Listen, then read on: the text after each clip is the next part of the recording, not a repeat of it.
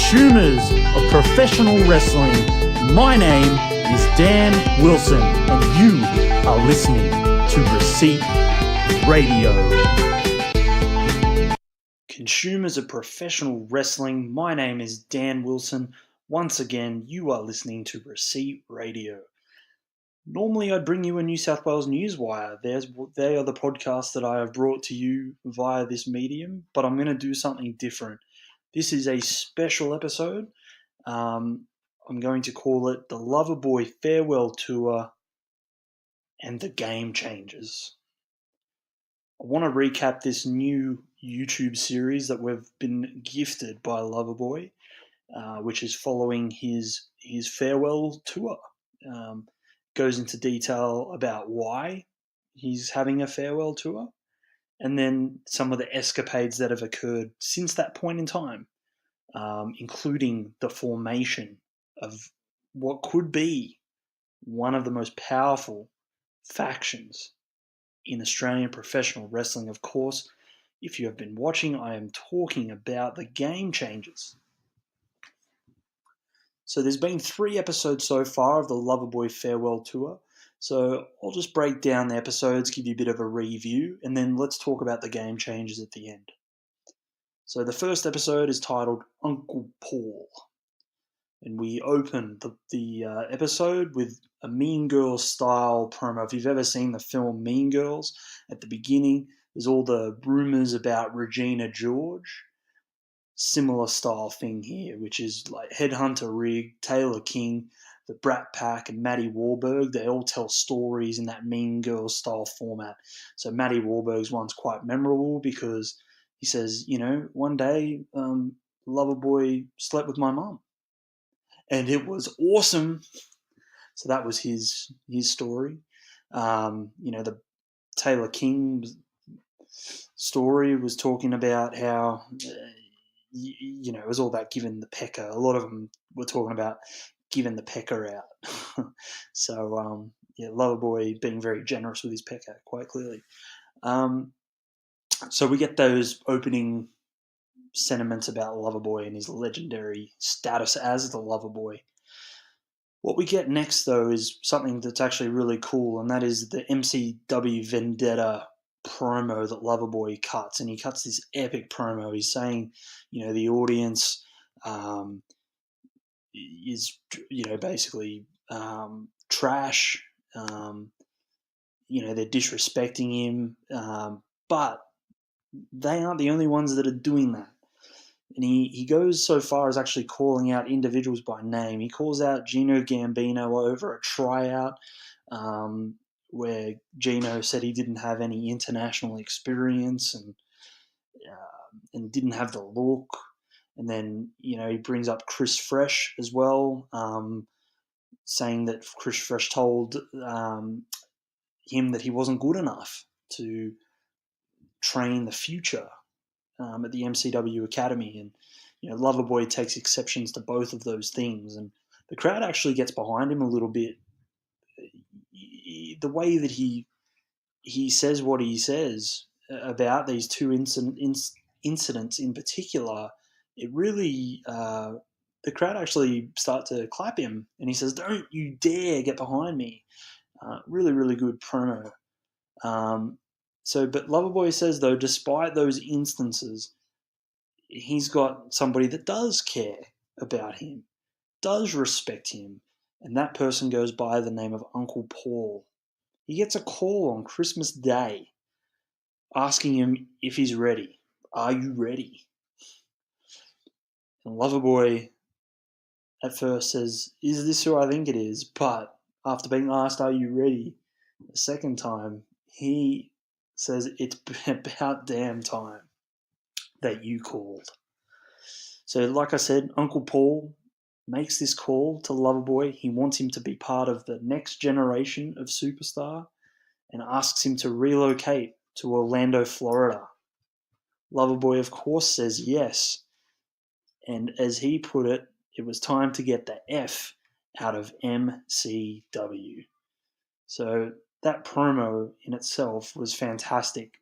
A lot of WWE references in there, even to get the F out. which was cool. A lot of Triple H references as well. Next Generation too. So very, very cool promo from Loverboy. And, he was basically venting some frustrations in almost, I hate to use the word, but that pipe bomb format where he was bearing his soul, actually calling people out by name, but then delivers this extra part of the promo as well, which is, the fact that Uncle Paul has called him and called him on Christmas Day, the ultimate Christmas gift, to sign him. Um, so that's where that episode really sort of finishes, which is we do get sort of a next day, like a debriefing, and Uncle Paul and Loverboy Lockie Hendricks are talking about the promo and MCW not sort of being progressive enough. Loverboy hangs up the call, hangs up that call, and then but gets another call, and this time it's from his manager saying that he's booked at Wrestle Rock, and Loverboy is about to say, "Oh, for F's sake," but he's cut off by the Wrestle Rock poster and the end of the episode. Um, so this is it turns out is an Elliot Sexton joke.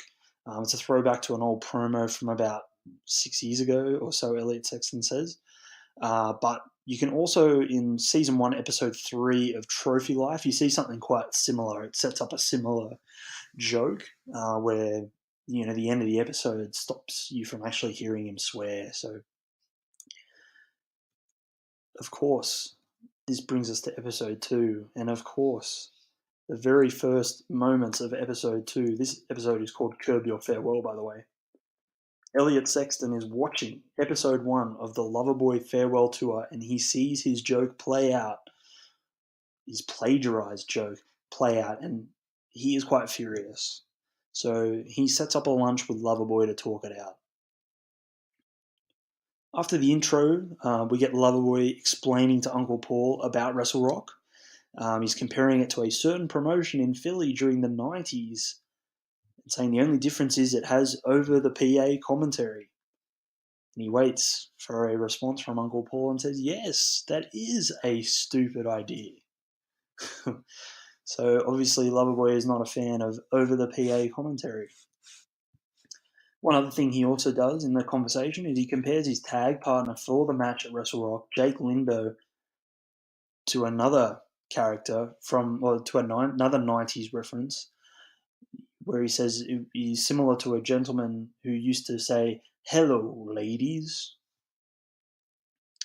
So if you're a fan of wrestling at that time, you'll know exactly who he's talking about and what promotion he was talking about as well. So he ends his conversation with Uncle Paul only to get a reminder of his lunch date with Elliot Sexton, which, based on his reaction in the video, he seems well and truly thrilled about not. So Loverboy turns up. There's a cool little cafe montage with a coffee cup getting, some espresso put into a coffee cup. And we see the scene. We see Elliot Sexton waiting very patiently for Loverboy. Loverboy turns up 40 minutes late, which Elliot Sexton gives him some grief about. And the two argue about the Elliot Sexton joke, in inverted commas, from this promo from 6 years ago. And then we then get Loverboy throwing out the kiss spot that happened with Jonah Rock recently at MCW. And then we get this hilarious stare down between the two. So I'm not sure if this is something that's from Curb Your Enthusiasm, as the title of the episode suggests, but there's kind of this stare down where Elliot Sexton's playing with his eyebrow, flickers as he's trying to gauge whether Loverboy is telling the truth. And Loverboy is then pulling a face in return as a stare down. It's fantastic. It's very funny. Very funny moment. And it goes for a little while. And then we sort of get a little break from it. We get to see a beer being poured in a different part of the restaurant. We come back, and the two of them are actually getting along swimmingly at this point. They're having a laugh about a story. Everything's going well, but this unfortunately quickly deteriorates when the bill for lunch shows up, and they're doing the bill dance. Who's going to do it? Oh, well, you're going to America, and you need to understand that there's tipping. And Loverboy says, "Well, that's fine. You've done it before." And So there's this back and forth, and there ends up being a bit of a blow up. It's a great little moment with somebody that's also had a fantastic YouTube show over the years, Trophy Life with Elliot Sexton. Um, the what I assume will be the last ever episode of Trophy Life is now actually up on YouTube. It's a 15-minute special. However, if you have never watched Trophy Life, please do yourself a favor and go back to the start. There's 3 seasons. It's really, really good, quite funny. Uh, Lots of cameos from wrestlers, both local and internationals. It's some great stuff, and definitely worth checking out. Should mention, why would it be his last episode? Well, he's actually in the NXT Performance Center, the WWE Performance Center, I should say, along with Jonah Rock. That's right. Both members of Sex Rock were signed by the WWE. So they're both over at the Performance Center. The date that I record this, um, which is the 12th of February here, so on the 11th of February over there, there's been some photos and a bit of media with them in the Performance Center. So I can't wait to see those two guys in NXT at some point in the very near future. Some more Australians coming in and representing. Um, Obviously, Loverboys will be in a future class, so I look forward to seeing him in that as well. Anyway, I'm getting off topic, so I'll come back. So following that little argument over lunch, we get to Wrestle Rock, and we get Chris Fresh and Loverboy arguing about Loverboy's booking, the fact that he's in a tag match with Jake Lindo. Um, Lindo confronts him, and there's some tensions which between the two, which are boiling away on the stove. And we get Lockie's Uncle Beej, I think his name is Uncle Beej. So I'm sorry if I have not got that correct, Lockie. But he seems to ruin his chances with a young lady, which pisses Loverboy off. And then we then get treated to the highlights of the match, which is of course available on MCW Encore, as it says in the video. And Loverboy and Lindo take on the phenomenal tag team of Jet Ruger and Tyson Baxter. So we see those tensions boiling over. They're slapping each other on the back when they're tagging in, and doing it in a way where like a blind tag, like the other guy doesn't see the tag going on. He's not expecting it. He gets that slap as a bit of disrespect as well. They end up spitting beer into each other as well. And then it gets to the point where Loverboy slap tags himself in again and gets on. He has a microphone in his hand and he tells Lindo to get the hell out of his ring. Lindo obliges, leaving Loverboy without a partner. At this point, Uncle Beej comes down and he tries to be his tag partner, which does not work out well at all. There's a funny little moment where Beej is trying to play horses and he's trying to get the crowd to sing along that classic Daryl Braithwaite song. And Loverboy basically shuts that down, tells him to turn that crappy music off, says it in a bit more colourful way than I did just then. At this point, though, Ruka and Baxter, they hit a sweet double team move. They get the win. Loverboy obviously parties his sorrows away because we get a little montage from a nightclub. Comes out to his car the next morning. And he finds the windows down and the car's not able to start. He finds his uncle in the back who's had a rest, a kip, as it were. He had the radio on all night and he has drained the battery. Loverboy is obviously upset at this point, but he sees Elliot Sexton walking by and he runs to him for help. He even admits, finally admits that he stole the joke so that Sexton will help him. Sexton says he'll go get the jumper leads, but 4 hours later and it's clear he's no-showing, and Loverboy is furious. Just to rub it in, though, Uncle Beej, as Loverboy is twitching in anger, says, "I don't think he's coming." And cue the classic Curb Your Enthusiasm music. Great episode. Very, very funny. Then we get the third episode. So despite a couple of setbacks for Loverboy, this episode is the positives. Some big positives for Loverboy. I mean, obviously, he signed with Uncle Paul. That is the biggest positive of them all. However, this episode, titled Changing the Game. The episode starts with Loverboy Lockie Hendricks talking with Uncle Paul, and Uncle Paul wants him to start a clique, which Loverboy is happy to oblige. He uses the as the name, so he clicks for the clique. He goes to tell us the list of the people that he has, but the entrance of the entrance, the intro of the video cuts it off. So we get a bit of a tease. So then we get a few little parts. So we get the first part. So being the clique, we're talking about, you know, the idea of, the Triple H, the Shawn Michaels, the Kevin Nash and the Scott Hall, and even the X Pac. So we get these teasers. So the first one is Big Sexy and Machismo. So Loverboy needs, as he says, he needs two outsiders who aren't like the other nerds. They party hard and kick ass. So we get a bit of a tease. Who might that tag team be? You won't have to wait too long because the announcement comes at the end of the episode. We get the next part, Breaking Hearts.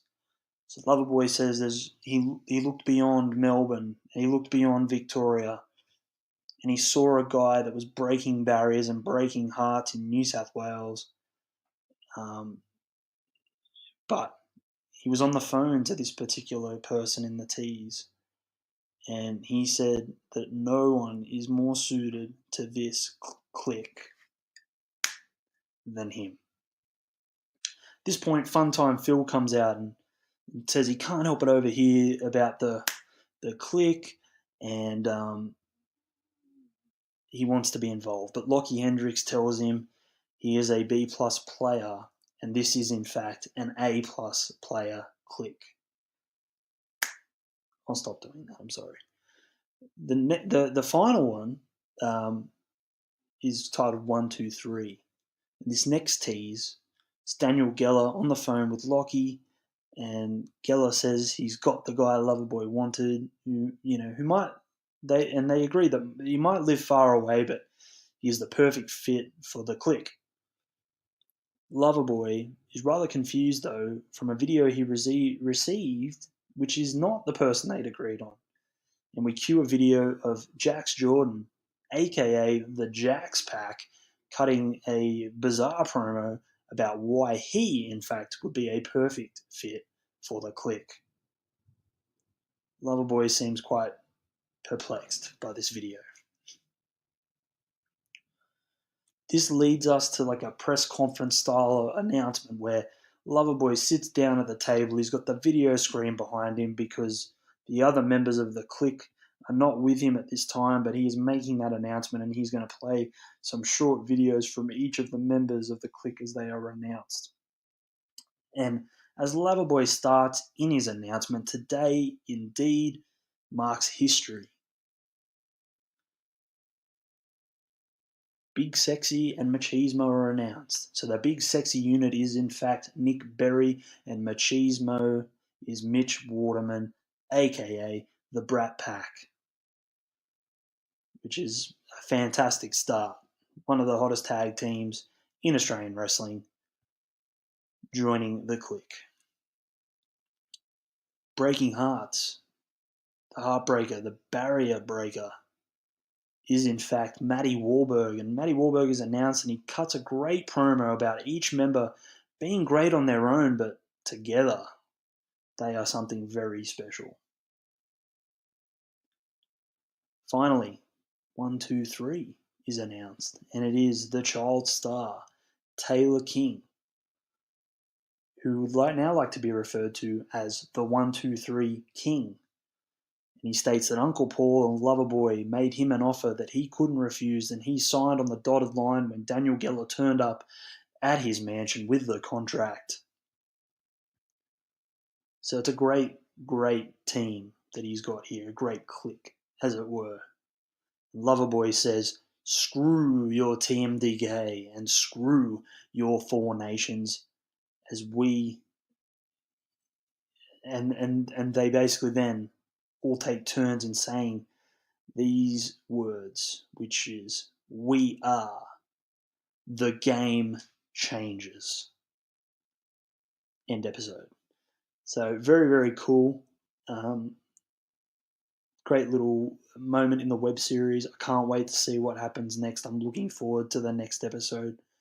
The game changes have been announced. There's since been moments where they've been together. I believe the Brat Pack, Loverboy, Lockie Hendricks, and Matty Wahlberg were all with IWA. So I'm expecting some filming to have occurred with them, some interactions that we might see play out on the Loverboy Farewell Tour. Obviously, Loverboy has come into state as well as part of the Farewell Tour, and he has that crew documenting him where he goes. So I'm sure we're going to see some of that interaction. I'm very much excited to see that. So we've now met the game changers. So I think it's important that I spend a little tiny bit of time talking about each of the game changers and why I'm excited to see them together, because I think it is a really good crew of wrestlers that they have put together. Some very exciting and talented prospects, and even more than prospects, they're already establishing themselves as the future. And if the name's anything to go by, they're planning to change everything. So Loverboy Lockie Hendricks, he debuted in 2014, and he had a huge 2018. He had 41 matches, and throughout his career, he has fought a who's who of wrestling promotions. He's fought in a who's who of wrestling promotions against a who's who. He is the current 1-4 wrestling openweight champion. So he won that in the Studio Superstars little series that happened last year with 1-4. He's a multi-time tag team champion with two different teams with MCW. So for you to be the MCW tag team champions is no easy feat. There's no doubt about that. Loverboy is a fantastic cutter of promos. He's great on the microphone, and he's a great wrestler. He isn't afraid to go after the big fish. He went after Will Ospreay, for example. He had B. Priestley on the tights, which he mentioned in that promo with MCW Vendetta. He's battled the best in the country as well, the best that is on offer here, and he's held his own against all of them. No wonder Uncle Paul in Connecticut is keen. He's battled Robbie Eagles, Mick Moretti, Davis Storm, Dowie James, Cracker Jack, Carlo Cannon, Caveman Ugg, Rufio, Julian Ward, and Rat Daddy, among others. And it shows he has stood, he's willing to stand toe to toe with the best, because he is one of the best.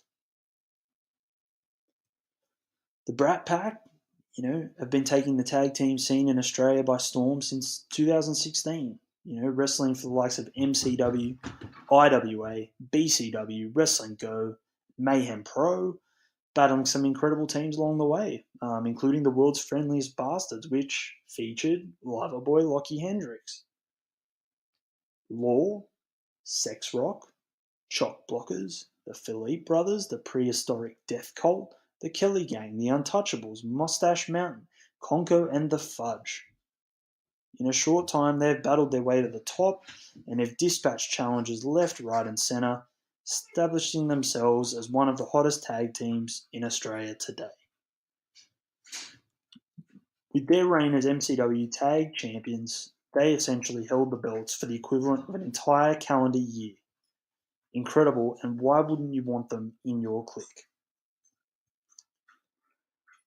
Like Loverboy Lockie Hendricks, Taylor King, or the 1-2-3 King, has been around since 2014, and the majority of his career has been spent in EPW, but he has also wrestled regularly for Schwa and AWF.